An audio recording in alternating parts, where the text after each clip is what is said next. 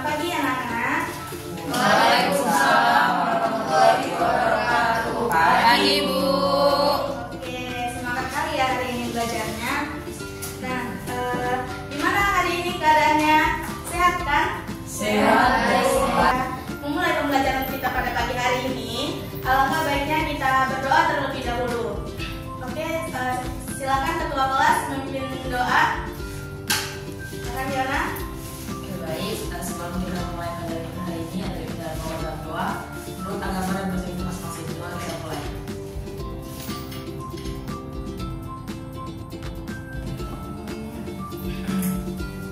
Oke, sebelum kita mulai pembelajaran kita hari ini, Ibu absen dulu ya. Adelia Putri Halida, Agnesia Marpaung, hadir Bu. Suryani Simanjuntak, hadir Bu. Intan Silaban, Hadir, Bu. Yonaria, Hadir, Bu. Siti Maisa Asibuan, hadir Bu. Tri Andoni, Hadir, Bu. Rada Regina Purba, Hadir, Bu. Oke, bagus. Hari ini hadir semua. Sebelum kita masuk ke pembelajaran, coba lihat di samping kanan kirinya. Masih ada sampah nggak? Oke, udah bersih ya kelasnya. Iya, Bu. Masih ada yang ingat nggak materi kita minggu lalu itu apa?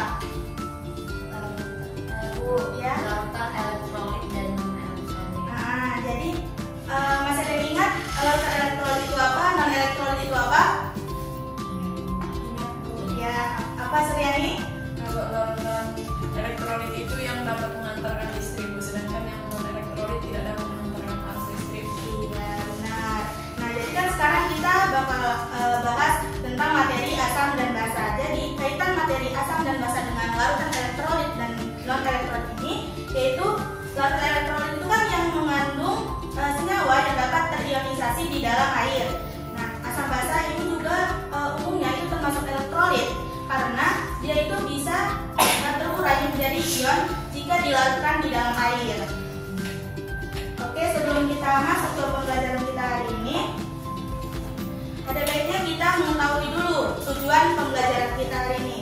Yang pertama itu melalui percobaan sederhana dan diskusi kelompok peserta didik itu diharapkan mampu menganalisis apa itu asam dan apa itu basa dalam kehidupan sehari-hari, serta dapat menjelaskan teori-teori asam basa menurut berbagai teori dengan baik dan juga benar.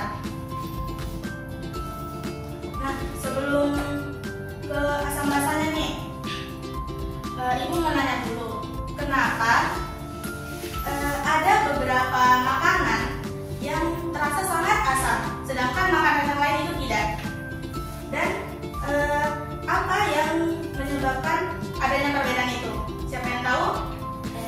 Ya, Siti Maisara? Mungkin karena tingkat pengetahuannya, Bu. Iya, itu bisa juga. Nah, jadi yang membuat perbedaan itu karena perbedaan kandungan asam yang ada di dalam makanan itu, dan juga bisa dari tingkat kematangan makanan itu sendiri. Oke. Nah, sebelum itu di sini ada video tentang tentang asam lambung gitu. Kita lihat dulu ya videonya.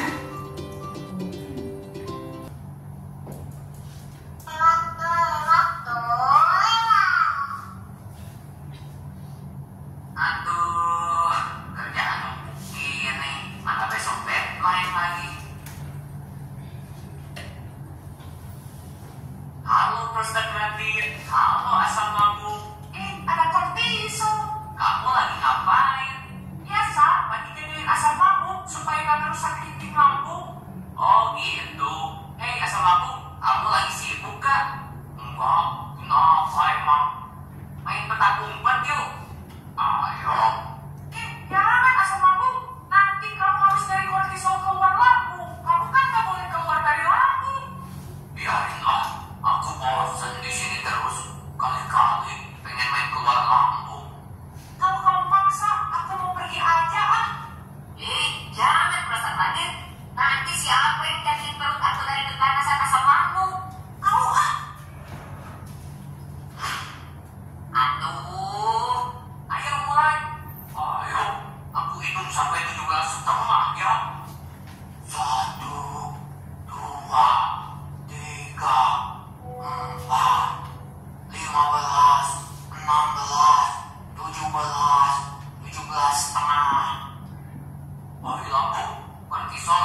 pergi ke arah mana? Ke atas. Kalau gitu, aku mau nyari dia ke atas. Ya nggak boleh lah. Kalau kamu keluar, kerongkongan bisa rusak. Nanti si bos bisa ngerasain sensasi panas di dadanya. Peduli amat.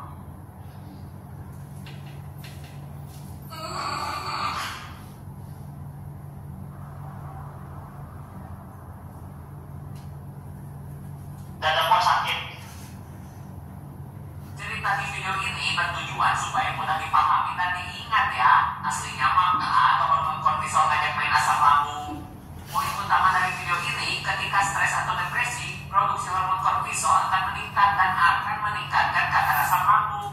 Dan juga salah satu penyebab otot sphincter esophagus normal karena seringnya rebahan padahal baru beres makan. Kalau otot sphincter esophagus sudah lemah, ya isi lambung bisa naik ke kerongkongan dan menyebabkan penyakit GERD atau. Kan udah nonton video tadi nih. Dari video yang sudah ditonton, ada yang tahu nggak apa kaitannya dengan asam basa?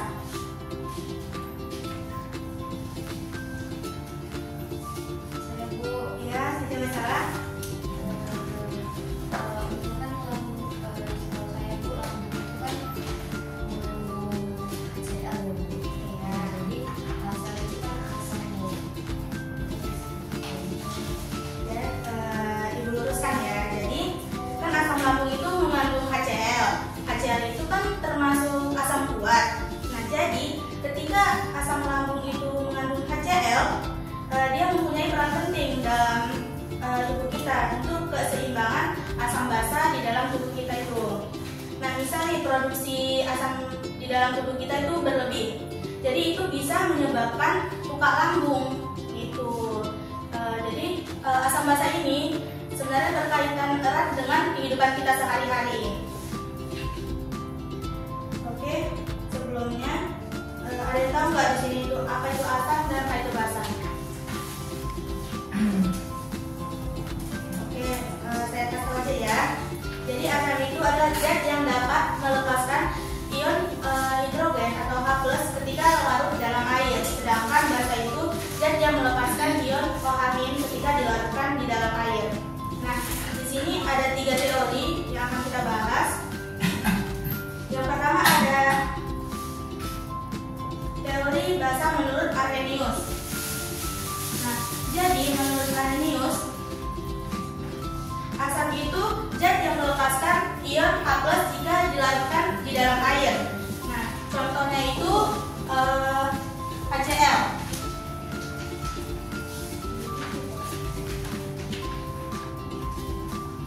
Nah, HCl ini ketika kita larutkan di dalam air, dia akan menghasilkan ion H+ dan ion Cl-. Nah, H+ di sinilah yang dikatakan asam menurut teori Arrhenius. Nah, di sini ada contoh H2SO4. Oke, di sini siapa yang bisa maju ke depan? Misalnya ya. Baik, Diona, silakan.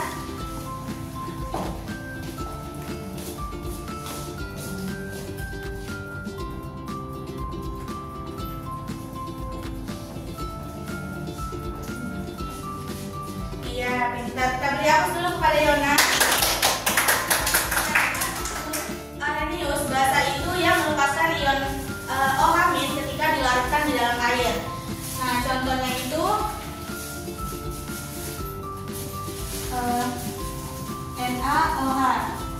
Jadi ketika dilarutkan di dalam air, dia itu akan menjadi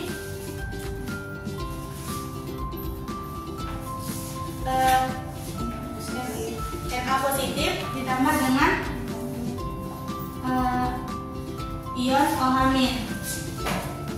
Nah, ion OH- di sinilah yang menyatakan bahwa basa menurut si Arrhenius.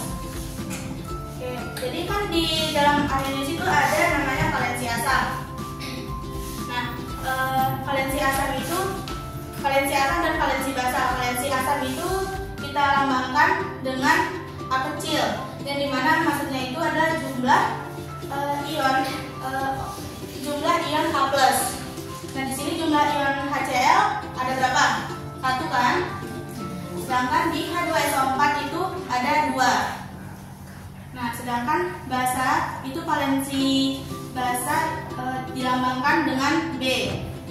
Nah, di sini NaOH B-nya itu ada berapa? 1. B sama dengan 1. Oke, selanjutnya ada teori Brunton-Lowry, di mana menurut Brunton-Lowry asam itu adalah pendonor proton atau H+. Asam itu donor proton.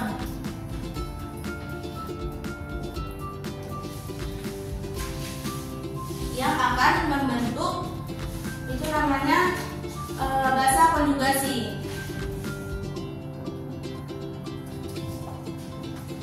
Nah, sedangkan di basa menurut Brunton-Lowry itu dia penerima proton.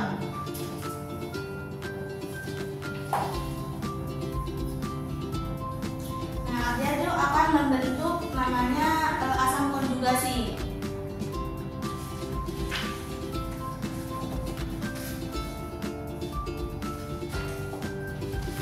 Jadi asam akan membentuk basa konjugasi dan basa akan membentuk konjugasi itu dinamakan dengan pasangan asam basa konjugasi. Nah, di sini teori Brunton-Lowry ini berdasarkan pada serah terima proton. Nah, di sini nilai asam itu lebih besar daripada nilai si basa. Nah, contohnya itu kita buat HCl ditambah dengan H2O tertimbang dengan Cl- dan H3O+. Nah, di sini HCl itu berpasangan dengan Cl-, sedangkan H2O itu berpasangan dengan H3O+. Di sini kan tadi nilai asam lebih besar daripada nilai si basa. Nah, HCl ini kan kita buatlah dulu di sini pasangan basa konjugasinya. HCl dan Cl-. Dan di sini H2O dan H3O+. Nah, di sini kan kita belum tahu nih yang mana asam, yang mana basa, yang mana basa konjugasi, yang mana asam konjugasi. Nah, di sini HCl itu kan lebih besar nilai asamnya daripada si Cl. Di sini kita buat asam. Di sini Cl itu namanya basa konjugasi. Nah, H2O sama H3O kan lebih besar lagi si H3O. Jadi H2O itu ini basa. Di sini asam konjugasi.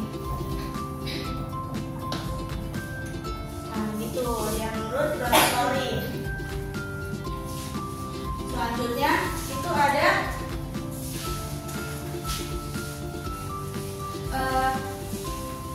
asam basa menurut Lewis. Di mana menurut Lewis itu bertimbal balik dengan Brunton-Lowry. Kalau Lewis ini asam itu dia menerima pasangan elektron, sedangkan basa itu dia mendonor pasangan elektron. Tadi kan Brunton-Lowry asam itu mendonor, sedangkan basa itu penerima kan. Nah, jadi di sini contohnya itu NH3 dan BF3. Nah, kan kita buat dulu struktur Lewisnya.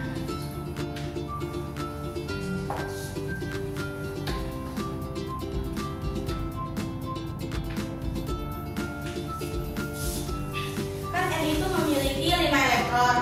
Nah, jadi kan di sini masih 3. Nah, kita buatlah di sini satu pasangan elektron bebas.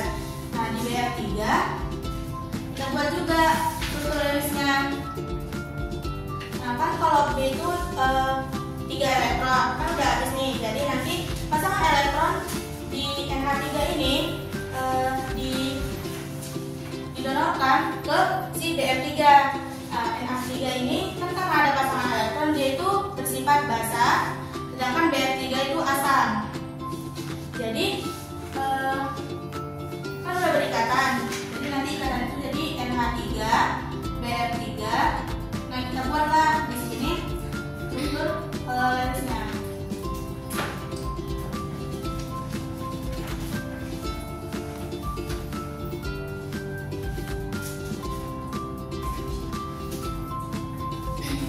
Inilah dia yang mengikat pasangan elektron bebas yang mengikat tadi. Oke, ya sampai di sini materi kita. Apakah sudah paham semua? Oke, bagus, pintar. Di sini ibu ada suatu percobaan sederhana. Nah di sini kita ada berapa orang?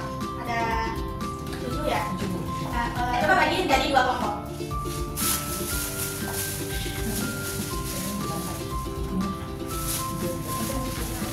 Coba dirapatin ininya, waktunya.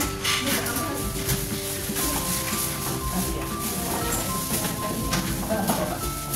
berarti kelompok 1 ya. Dan ini kelompok 2. Di sini kita akan mengetahui yang mana larutan yang asam dan yang mana larutan yang basah. Nah, di sini itu ada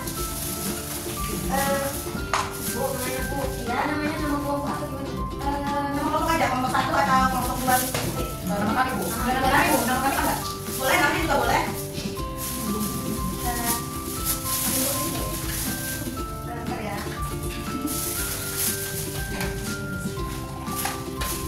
Tolong ini dibagi jadi kelompok dulu. Oh, dibagi dua ya? Yang disebut? Iya. Nah di sini ada 3 larutan, yang mana di sini ada air biasa, terus ada jeruk dan ada pasta gigi. Nah,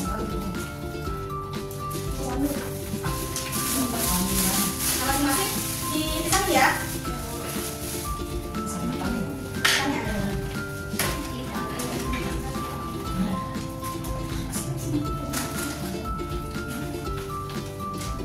Ini apa Bu?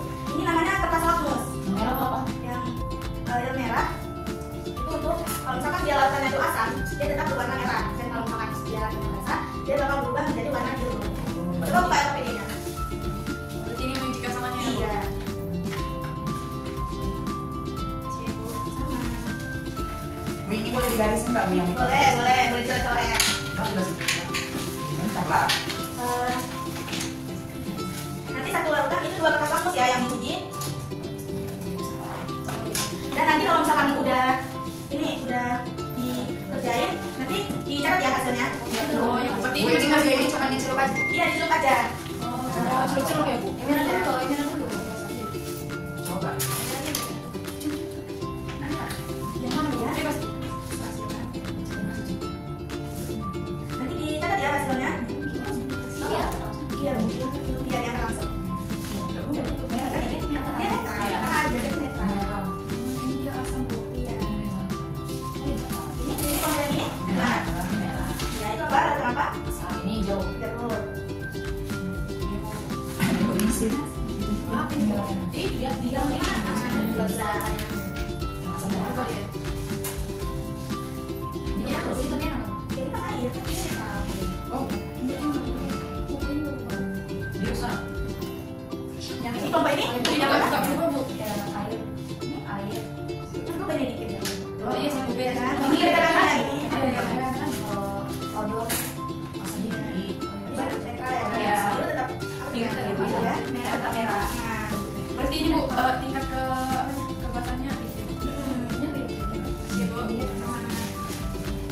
ini konten ini mana? Aduh, di mana?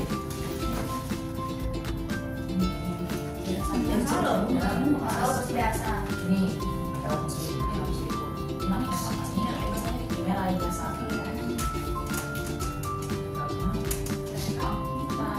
Yang merah, yang biru tetap biru. Kelompok ini apa yang ini?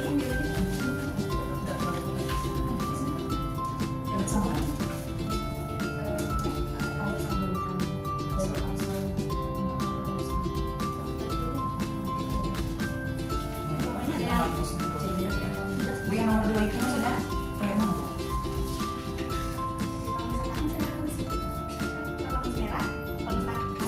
asam, kalau dasar asam itu belum jadi biru. Berarti berdasarkan yang Iya.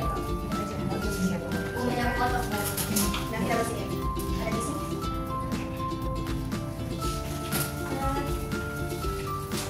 Ada yang perlu tisu nggak? Ini tadi ya.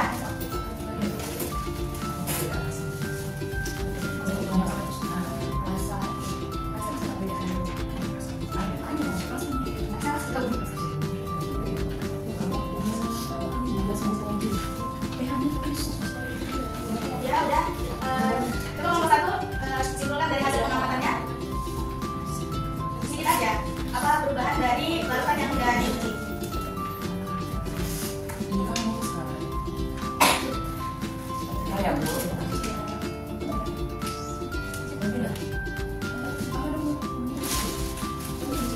Tadi pakai 3 sampel, Iya. air jeruk sama air sama odol. Iya. Nah di langsung merah Bu, itu kalau pakai langsung merah di airnya dia jadi netral, nggak berubah warna Bu. Lanjutnya kalau di air jeruk itu dia tetap merah, tandanya asam Bu. Terus habis itu di odol, langsung merahnya berubah jadi biru, tandanya basah Bu. Terus di lamus birunya airnya netral, nggak berubah warna. Terus di air jeruk berubah jadi merah, artinya asam. Terus habis itu odolnya berubah jadi biru, tandanya basah. Oke, beri aplaus kepada kelompok 1. Udah cukup ya. Oke, boleh deh satu orang yang menyimpulkan materi kita hari ini sebelum kita tutup pembelajaran hari ini. Ya, silakan, Diana. Oke, baik Bu, saya simpulkan untuk materi hari ini kan kita belajar tentang asam basa. Karena tadi di awal itu dicoba bahwa asam itu merupakan senyawa yang melepaskan ion positif dan asam basa itu senyawa yang melepaskan ion negatif. Dan di sini ada 3 teori asam basa. Yang pertama itu ada teori asam basa Arrhenius, terus teori asam basa Bronsted-Lowry, dan ketiga itu ada teori asam basa Lewis, yang dimana untuk Arrhenius itu sama seperti tadi yang melepaskan ion positif dan juga ion negatif, sedangkan untuk Bronsted-Lowry itu dimana asam itu merupakan pendonor, sedangkan basa itu merupakan akseptor. Sedangkan untuk Lewis ini kebalikan dari Bronsted-Lowry, dimana Lewis itu merupakan penerima atau akseptor, sedangkan basa itu merupakan pendonor. Iya benar, beri aplaus kepada Yona. Oke, ada kesimpulan. Setelah itu, sebelum kita menutup pembelajaran kita hari ini, alangkah baiknya kita berdoa terlebih dahulu. Baik, kepada ketua kelas bisa memimpin doa ini. Oke, baik, sekarang kita sudah menutup pembelajaran kita hari ini. Sebelum kita pulang ke rumah masing-masing, hari ini kita berdoa menurut agama dan musik kita masing-masing. Berdoa dimulai.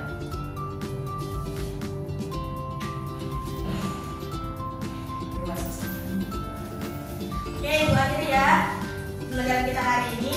Assalamualaikum warahmatullahi wabarakatuh. Selamat siang semuanya. Waalaikumsalam.